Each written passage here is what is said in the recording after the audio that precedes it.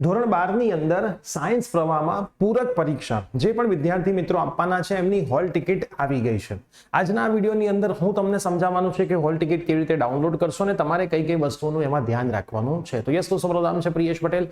આપ સર્વેનું ખૂબ ખૂબ હાર્દિક સ્વાગત છે પ્રિયસર વિદ્યાપીઠ પ્લેટફોર્મની ઉપર. હજુ પણ કોઈ પણ વિદ્યાર્થીને અમારી જે ઓનલાઈન ઇમ્પ્રુવમેન્ટની ઇંગ્લિશ અને ગુજરાતી મીડિયમની બેચ હતી એમાં જોડાવવું હોય તો તમે અમારા નંબર ઉપર કોન્ટેક્ટ કરી શકો છો.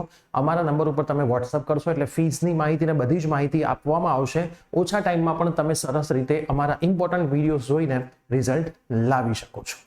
હવે સૌથી પહેલા ગુજરાત બોર્ડની વેબસાઇટ ઉપર આપણે જઈએ તો વિજ્ઞાન પ્રવાહ પૂરક પરીક્ષા 2025 છે એને આપણે ક્લિક કરીશું.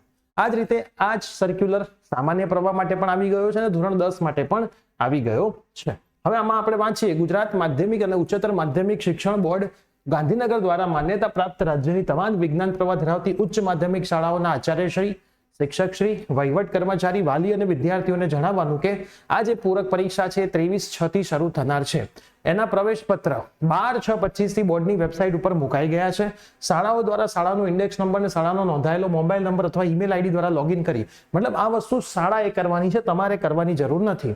પ્રવેશ પત્રની પ્રિન્ટ કાઢીને પરીક્ષાર્થીના આવેદન પત્ર મુજબ વિષયો અને માધ્યમની ખરાઈ કરી અને નિયત જગ્યાએ વિદ્યાર્થીનો ફોટો ચોંટાડી વિદ્યાર્થીની સહી, વર્ગ શિક્ષકની સહી તેમજ આચાર્યની સહી સિક્કો, અડધો 12 ને અડધું ફોટા ઉપર સિક્કો આવે અને વિદ્યાર્થીઓને આપવાની રહેશે.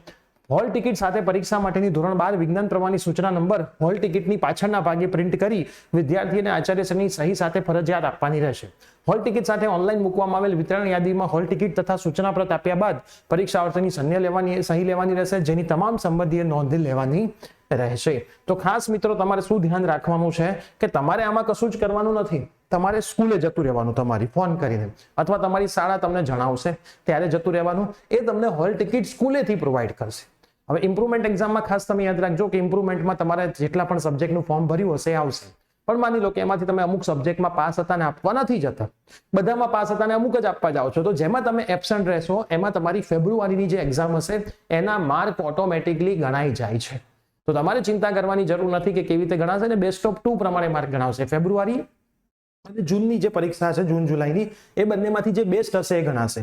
જૂન જુલાઈમાં એબસન્ટ રહો છો તો ઓટોમેટિકલી ફેબ્રુઆરી માર્કવાળા જ બેસ્ટ થઈ ગયા તો એ જ તમારા ગણાશે. તો ક્યાંય તમારું નુકસાન જવાની શક્યતા હોતી નથી. હવે આ વિડીયો તમારા તમામ ફ્રેન્ડ્સને શેર કરી દેજો. ચેનલ પર નવા હોય તો સબસ્ક્રાઇબ કરી દેજો. મળીશું આવી જ કોઈ નવી અપડેટ સાથે. ત્યાં સુધી બાય બાય, ટેક કેર.